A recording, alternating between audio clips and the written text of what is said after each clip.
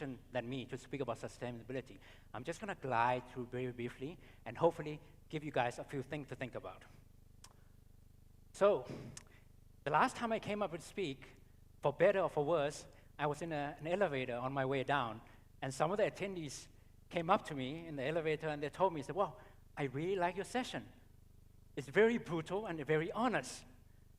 You know, you speak something that a lot of people may be thinking and not wording or not verbalizing it out.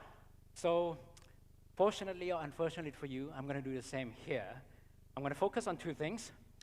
I'm going to try and keep things very simple, very high level. If you want to talk to me afterwards, feel free to do it. Add me to your LinkedIn.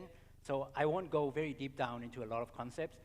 I'm also going to be pretty brutal, especially when it comes to leadership and management.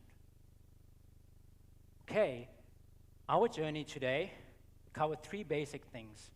We are not only going to rethink, but we're going to revisit, because a lot of times, some of the assumption of the most fundamental concept, like new, leadership, and management, I think a lot of times we've used it so often over the past 2-3 decades that probably a good time to revisit what do we mean by that.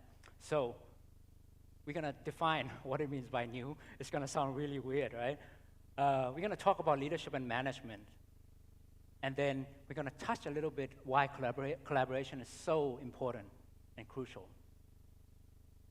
So I'm not an expert in language like you guys, you know. I just Google, right? Good thing, Google, see what is new.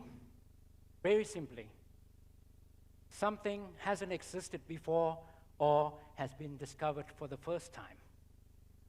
The other alternative meaning is it already exists, but it's being discovered for the first time by you. It's a very subtle but critical difference. The first one is new for everybody. The second one is new for you. Somebody else has done it. Your competitor has done it. It's very different. The risk, the methodology to do it is very different. And sustainability, believe it or not, a lot of it is new for the world. Because we've been trying to do this many, many years now. So I'm going to make some distinction, and hopefully, very simple distinction, and hopefully you guys will get what I'm talking about, what I'm trying to communicate. Just stepping back a little bit.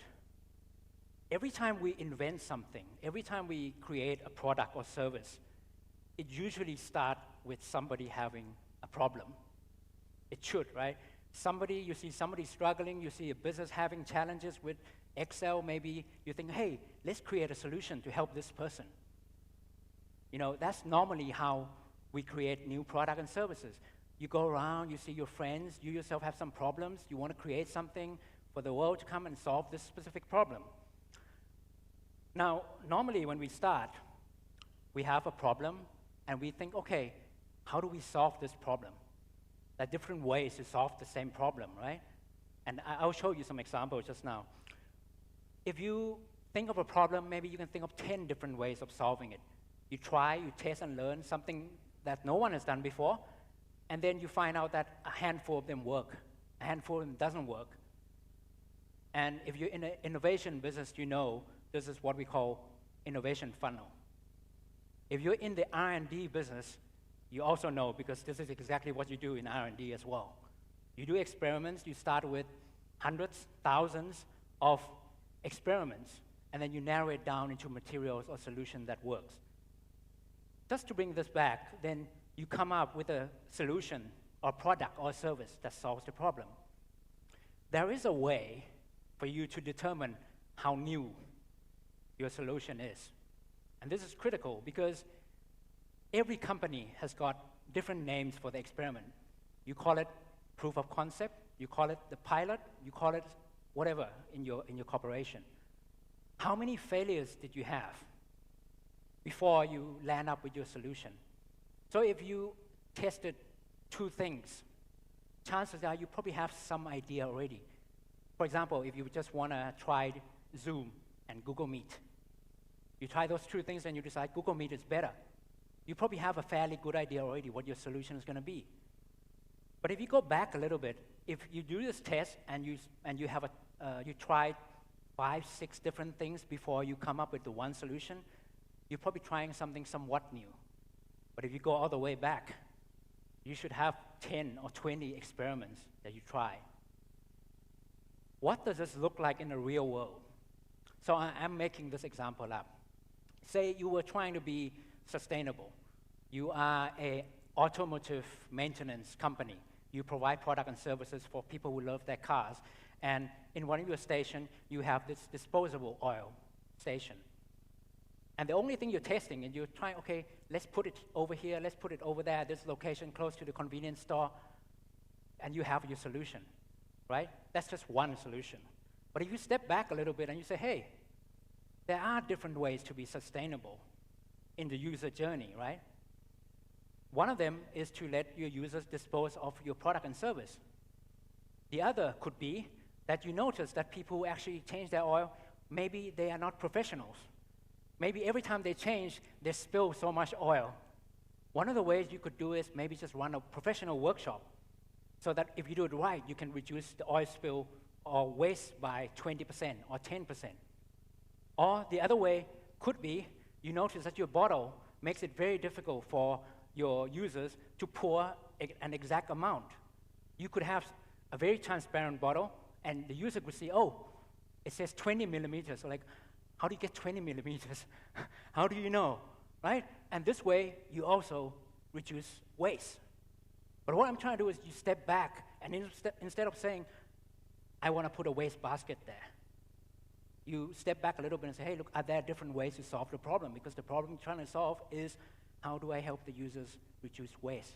And these are some of the 3 ways. And you can imagine, if you go back further and further, you should have more product and services and more possibility. And I'll show you some of it just now.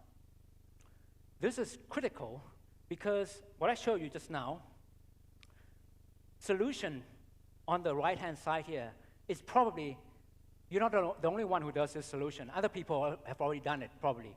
That's why you want to try and do it too. If I were to go back, this is kind of like you taking a trip. If you take a trip to Bangkok, and I've been very consistent from the left on the right here. If you're on the left-hand side here, I live here in Bangkok. I know, hopefully, I know the city very well. I know where to go, I know what to do, I know which mall to go to, right? It's kind of like, if I wanted to try something, I'm not going to do something very different because I think I know what I'm talking about. This is, from a business standpoint, this is like your core business. You kind of know this is the area you want to improve on. This is a solution you want to test because you know you have to do it. You know what the outcome is going to be, right? But because I'm familiar with Bangkok, I know what I'm doing. Coincidentally, I live here. You would hope that I'm an expert in this area. I've only been to Japan once. If I were to try something that is new for me, but not new for the world, it's like going to Japan, right? I can do research. I can check out, ask my friends and colleagues, oh, okay, I'm going to Japan. What do you suggest? What do you recommend? Right? It's lower risk, but then it's probably very familiar to, not to me, but to other people. You can find out more. You guys know where I'm going with this, right? If we're going into space where no man has gone before, nobody knows what's going to happen. And I use this example very intentionally, right? And just to give you some example, okay? From the left to right, some of you may be familiar with blue ocean strategy. It's basically if you're looking for something completely new, you're on the far left of the chart there. If you're on this side, you're in an area where you've been doing this for decades. Your company have been doing this for years. You're very familiar with Bangkok and wherever you're from, right? But if you're looking on the left, it's something completely new. And that's why I want to focus on what do you mean by new? Because if I'm to be honest, most corporations are not doing something that's truly new. Most corporates are doing something that's new for you, not for the world, which is not a bad thing. We just need to set the expectation, and I'm trying to keep myself up to speed here, right? If you were a TikToker, I'm a TikTok guy. If I take TikTok around here, right? All my friends and all my colleagues from Bangkok, they're probably going to react, oh yeah, I've been there. I've been there, I've done that. You know, it's very cheap, I'm here, I take a photo, right? But if I took a trip to Japan, maybe some of my friends have never been to Japan. They get excited and say, oh yeah, cool, cool, cool, cool, right? And maybe people share, and then I have a lot of visibility. But if I were to go to space, whoa, what are the chances that people are going to share, oh, look at this guy, he's in space. No one has been there before. But you know what the question is? Am I going to get back home? This is the risk, right? If you go to space, nobody has been there before, and I think we don't understand this. That's why I think it's very important when we talk about innovation, when we talk about sustainability, when we talk about something new.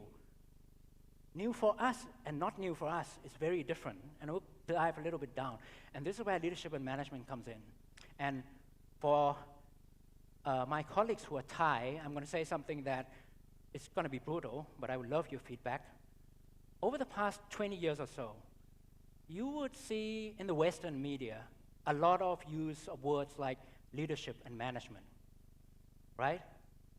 But in Thailand, for some reason, when you look at the news, when people talk about people up top, we should talk a lot about Pu Borihan, which is management. It sounds weird to me when you hear Punam, which is leaders. It's still not in our culture, and I don't know why, but that's just my observation as a Thai.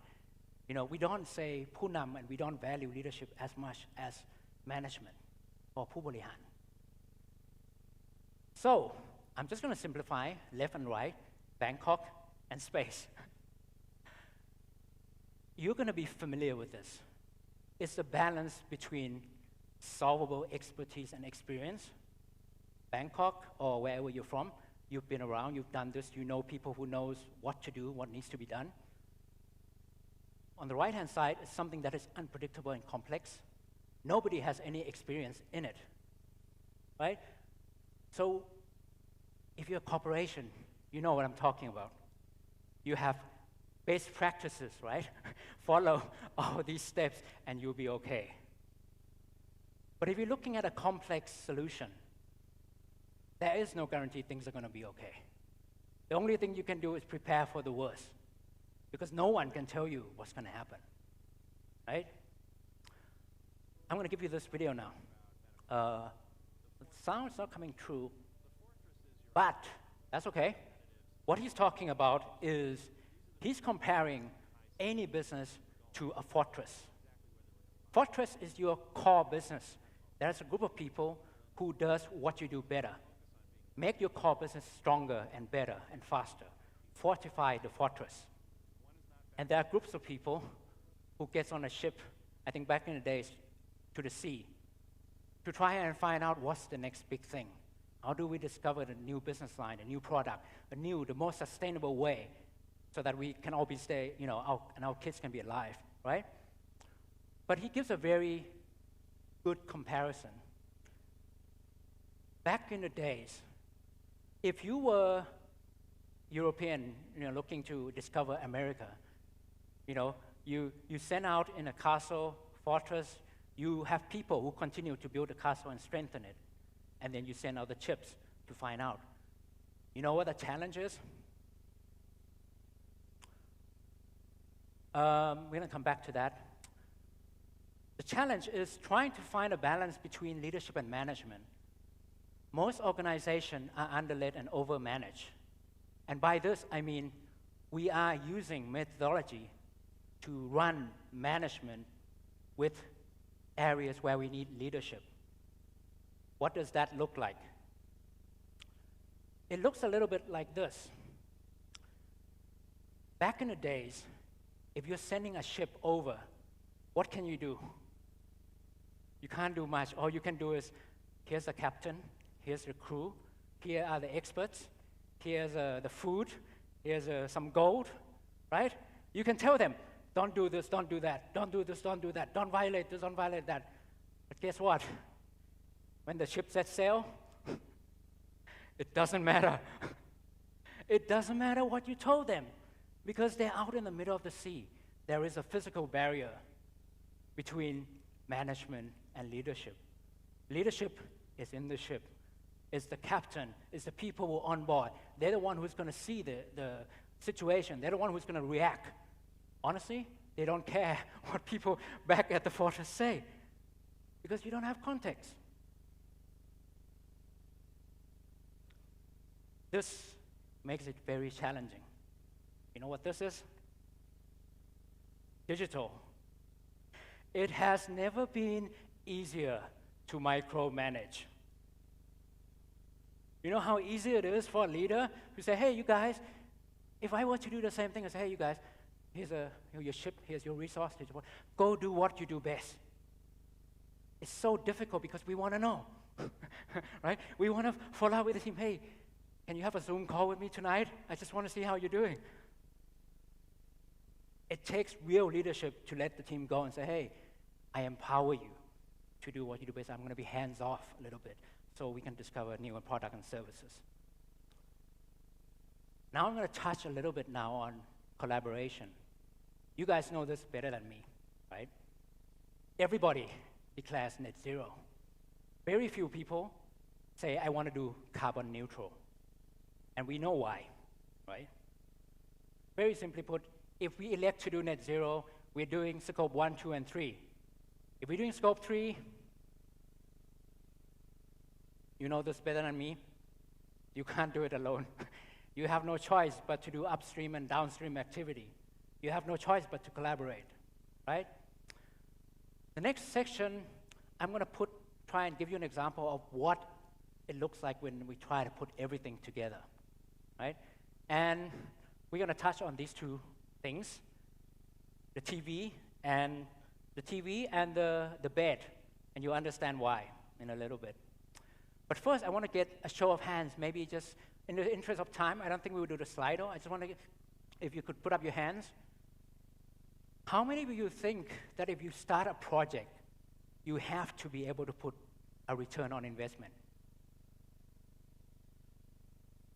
People will say, yes, we must. Yeah? People will say, no. Or the rest of you, I'm saying, not sure. Right? And that's okay. You know, and I'll show you a case. And by the way, this is just an object where, unknown object. My prompt to the AI was a couple of business people trying to evaluate value. So here's the thing I'm going to say, right? To be able to evaluate ROI of something, you have to know its value. Anybody don't agree with me? If you're shy, we can talk to it later. But I'm assuming that if you don't know the value, I think we can go back to the slide. Thank you. If you don't know the value of something, you found some new material, how are you going to know? Will you invest if it's worth $1 versus 10,000? So you have to know how much it's worth to be able to determine ROI, right? Okay. I think the previous speaker spoke about Netflix, and I told him that I'm going to talk a little bit about Netflix as well. Netflix is a very successful company, and when you look back in time, we're always 2020. It's very easy to look back and say, hey, yeah, it's so obvious, right? Of course, it's going to happen. I'm going to give you a timeline, right? This is a timeline. So Netflix started streaming for free in 2007. That's almost 20 years ago, okay? 2007. Just to remind us how long ago that was. In 2007, we have this little thing, if you're familiar. The resolution for streaming was 480p. To give you context, that time, the competing physical media, Blu-ray, was 1080p. The iPhone 1 was launched in 2007. It wasn't even called the iPhone 1, it was called the iPhone. Right? Fast forward to today. We're talking about 4K. Some of us are familiar with 8K. So that's how much we're stepping back in time. Right? We're talking about upcoming iPhone 17 now. Just to give you some idea, because I think when you talk about Netflix, people look back and say, hey, it's obvious. It's not. Netflix started with DVD, if you're familiar with history, right? These are some of the questions that Netflix, and I'll go as far as to say Netflix, Disney, all the movie companies, none of them knew what the ROI was. And the reason I say this is because if you're Netflix and you're giving rental to a DVD, it's very easy to put value to it. It's a physical media. I have 10 DVDs. Sony, I'm going to give you 5% of the 10 DVDs.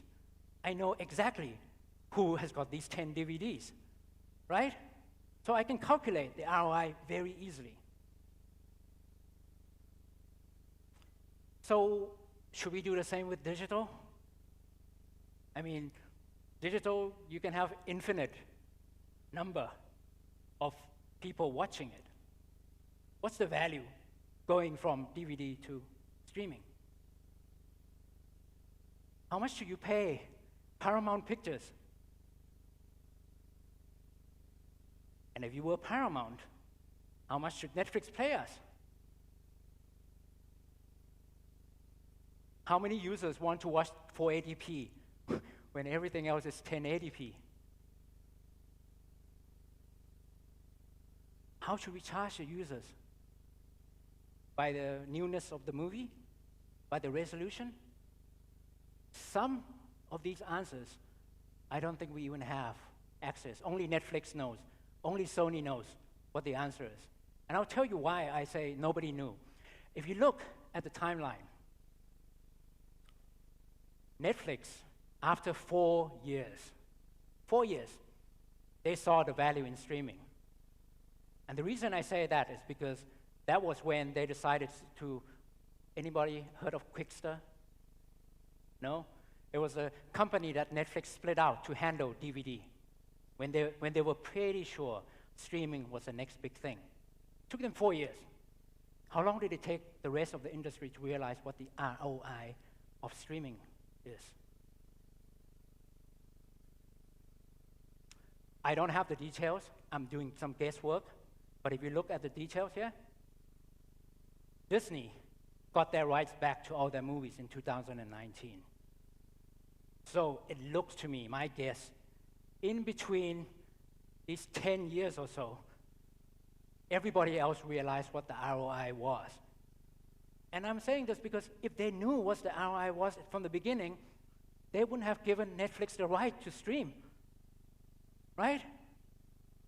So here's the thing. When you try something new, you cannot determine what the ROI is going to be. The only reason Netflix was able to determine the ROI was they experimented and get that data themselves. If you're the first to do streaming, who are you going to ask? Oh, guys, streaming, what's that? It doesn't exist yet. So, the difference between doing management and doing leadership. Leadership needs to be more comfortable with ambiguity. And so many of us say we are, but we are not, because we keep asking for ROI, right? Truly new ideas need time to grow, and you can't rush that. You can't rush the process.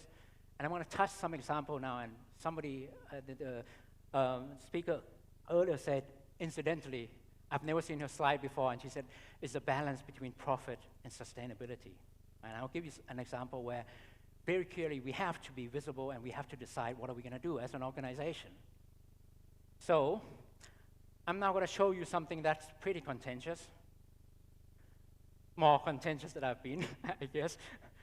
This is a view that is very corporate-centric. What we mean by this is it's a supply-side view. What I mean by this is we are a company. Look at our product and services. Great product, great services, very sustainable. Users should want it. The other view is the demand side. And I'll show you. Here is the supply side. We build good things. Right? We're pushing the product and we are saying, hey, customers should want this. The other end is the customer who is looking at this and say, why should I want your product? What's my reason for buying your product? And there's a gentleman, his name is Bob Mester. He talks a lot about this. Gives you a very different perspective. And I'll share just a slice of what he talks about. The customer is not going to make a decision to purchase unless you can get the customers to overstep this wall. And I'll show you some of the factors, forces that make you decide, one way or the other. So, we don't like change. We don't like change. Typically, the best thing to do is to stay where we are. We've been using this car, we've been using this product for a long time now. The red zone is the business as usual area. We don't want to change, right? You have a new product. You're trying to ask the customers to make a decision. And there are 4 forces at play, normally. Either Jane Doe or Jack Chris or Kevin or Nicole, or you're stuck in the middle. There's all these companies and all these factors trying to push you to do something. 2 factors make you decide, will push you towards making the change. One of them I already mentioned. You have a pain, you have a problem. You're looking for a solution to come and help you overcome some problem. That might push you towards acquiring something new. There's something new that's out, the latest and greatest iPhone. Something new technology or solution, that's going to push you a little bit to the right and maybe towards a new behavior. But things are not so simple. There are 2 forces that stop you. And I don't think any of you are going to be surprised by this. They're very logical. Anxiety of a new solution. How do you know it's going to work? Right? I'm okay right now where I am. If I use this new thing, maybe it won't work. Right? And the thing is, I just basically mentioned, so it's a type of balance between how do I know the new solution is going to work for me versus why don't I just stay where I am right now? Things are good, right? And I'll give you an example, just to clear. This is somewhat based on my personal experience, right? The bed. How many of you have thought about buying a new bed? So maybe one of the pain points that I took, I get married, I get up early, and I wake up my wife because I get up and I'm a heavy guy, My wife, oh man, you wake up, and every time you wake up, so maybe I need to find a better bed. That don't wake up my wife. That might be something, right? And then I hear about memory foam bed. These new beds that are like so stable, you can get up. I think the advert said you can get up and you won't spill any drinks. Okay, maybe that will help solve my problem. But then I think, oh man, beds are like really expensive. They cost thousands of dollars, right? How do I know? What if I buy this memory foam bed and it doesn't work? Next one is, what do I do with the old bed? So if you can imagine, right, these forces, get a new bed and maybe risk it doesn't work. Oh, maybe it's not too bad. After I decide to try and find, oh man, such hard work, maybe I just stay with the way it is right now. We have a choice, basically, and I just simplify by dividing. There's a couple of things we can do. We can help the people, the customers, make their decision that way, buy new things. Or you can make them recycle and continue to use their product. One could be, I realize that, okay, look, normally my wife get up before me. It's only this week that I'm getting up before her. It could be as simple as that.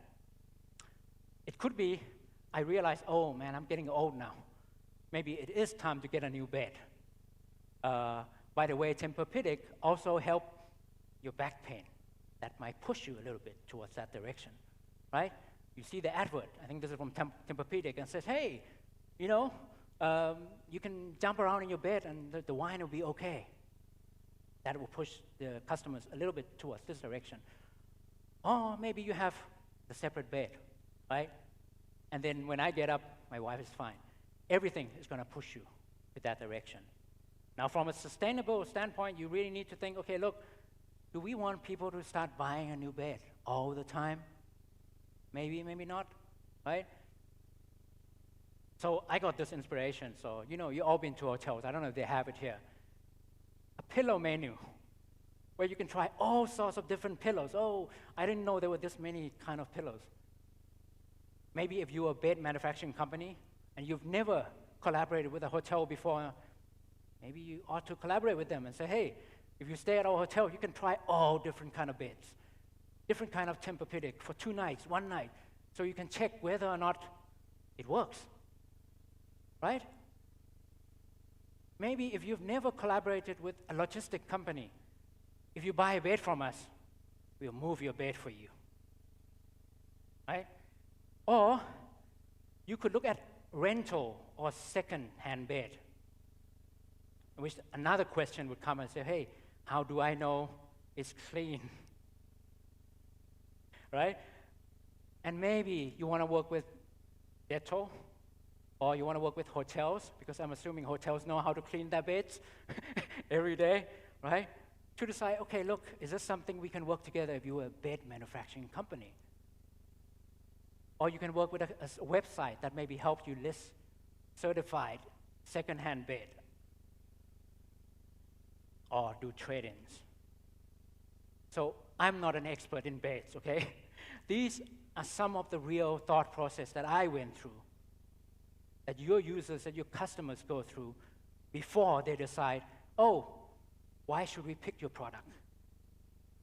A decision for a corporation is, if you want to push that way, you're going to realize that, okay, maybe we sell more stuff, we have more margin, but then we're generating more and more beds, right? But if we want to try and do it this way, what's the business model?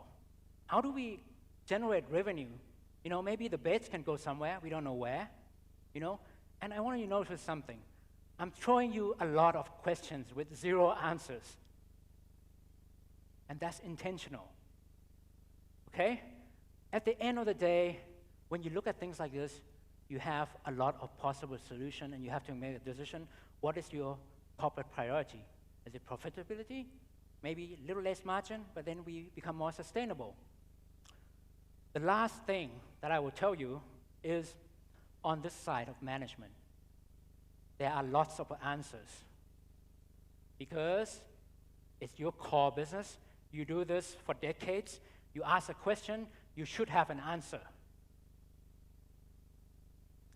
And this side, I'm sorry, it's going to be like what I just told you.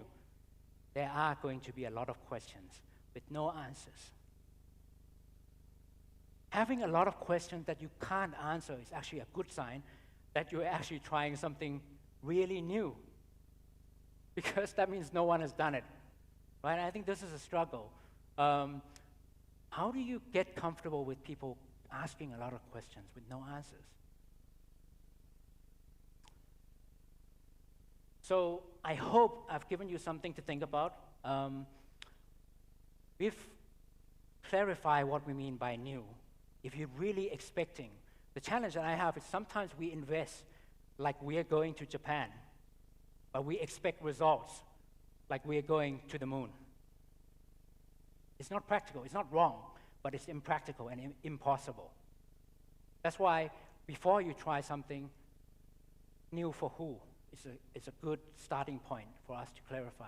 And leadership and management is something also that we need to clarify on, sorry. And obviously you can't do this alone. At the end of the day, I kind of picked this picture and thought, it looks too nice.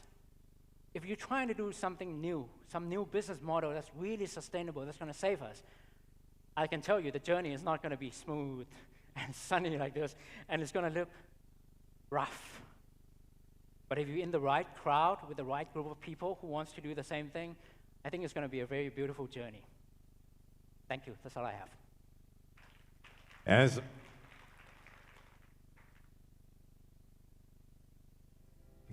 Thank you so much, Jankris. Jankris, as always, a pleasure to see you on stage. Here, once again, are some questions for your great takeaways for today. Yeah. Great sharing. So far, the one that we actually have is advice you'll give leaders who feel kind of stuck in the old business models. Can we have the microphone for a speaker, please? I think that there are two, I'm going to answer this in two ways. So if you have no drive to create a new business model, and that's okay. I found leaders who, honestly, there is no mandate for me to try something new because people pay me to be stable right now. You know, basically there's no sense of urgency. I'm going to retire in 3 years. You know, I just want to make sure that I don't break anything, right? So, and that's okay, but I think the tough thing is to say, that's what I'm doing, because it's not a good thing to say, right? But if you do decide to try and do a business model, I always say, you know, look, start small. And I was just having a conversation with a lot of people and said, look, if you want to try a new business model, don't start with finance, for example. You know, you want to start doing something that, you know, you feel is a little bit controllable, and an area where, you know, if something does go wrong, it's not going to be the end of the world. You know, so, yeah. Always does. Thank you. You just came in again. The new S curve from your own personal experience. I can spend a whole day talking to you about this. So it's everybody, and it's going to sound so cliche. I'm going to say it's everybody who has a problem. I once talked to a company who does plastic bags, you know, and their take was innovation should come from R&D and marketing. And I'm like, okay, look, I don't agree, because one of the things you can do you guys know, have any of you guys heard of PillPack, the company, PillPack? What they do is they do pre-packaged medication. So if you're like me, you have a lot of medication that you need to take, right? People forget what they need to take, so they just pack it into but it's just a plastic bag. So I told this person, I said, look, the person who's going to make this innovation could be anybody. If I have an elderly person at home who nearly ate the wrong medication because the marking is unclear, I might want to start doing this packaging thing. You know, it's not going to come from R&D, it's not going to come from marketing, but it's going to come from my own personal experience, the pain point that I've seen. So I think this is one of the challenges, like, how do you make it so that everybody can, you know, bring up new ideas, because they've seen in the real world, this is where people are experiencing problems and challenges, not just from the executive or marketing or R&D. Very good food for thought. Thank you so much once again, Jack.